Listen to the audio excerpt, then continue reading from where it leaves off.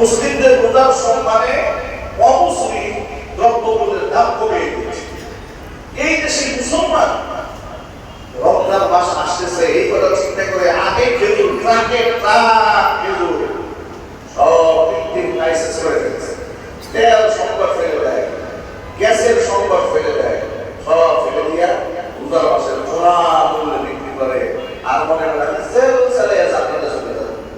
আপনার মতো ভক্ত ব্যবসায়ী রোজার কথা সারা জিন্দিগি বা রোজা রাখলেও কাজ হবে। কথা চিনতে পারি ছিল প্রতারণা করেছে মানুষের সাথে।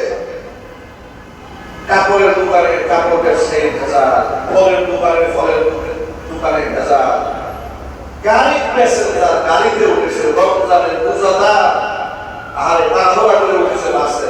বাস ভাড়া 20 টাকার জায়গায় কন্ডাক্টর বলে 30 টাকা দেয় নামের গাড়ি।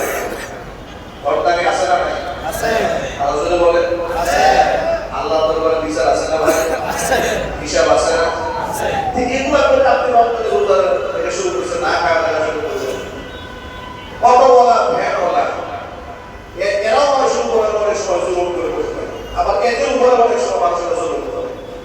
ঠিক না ভাই? নিজেদের বলে আমি রাস্তাঘাটে দেখেছি অনেক অটোওয়ালাদেরকে লোকরা মারে, পিছায়। গরিব মানুষ তো মারে। কেন মারে? ঠিক তো মারতে পারবেন, কিন্তু মার্সিডিজ চালিয়ে এসে যদি আপনার উপর জুলুম করে আপনারা মারতে পারেন। অটোওয়ালাকে ঠিকই থাম করে একটা মেরে দিয়েছে। অটোওয়ালা 5 টাকা আপনার ভাড়া বেশি চেয়েছে, আপনি তাকে এই নিয়ে 10 টাকা বাড়িয়ে দিতে পারেন। রোজার মাস, এই বেচারা গরিব, সারাদিন কয় টাকা ইনকাম করে, এরও তো ঈদ আছে। কি ভাই আছে না? এরও তো ঈদ আছে, এর বাচ্চা কাচ্চা আছে। আপনি এই নিয়ে 10 টাকার ভাড়া 20 টাকা দিন, তারা বলে দিলেন ভাই ভাড়া কিন্তু 10 টাকা, এই 10 টাকা দিলে আপনার ঈদ বকশিস, খুশি হয়ে যাবে না? গরিব মানুষকে 10 টাকা দিয়ে আপনি যে খুশিটা করতে পারবেন, ধনীরা আপনি 10,000 টাকা দিয়েও সেই খুশি করতে পারবেন। এটা অল্পতে তুষ্ট হওয়ার, দরিদ্র মানুষের দোয়া নেওয়া শুরু করেন।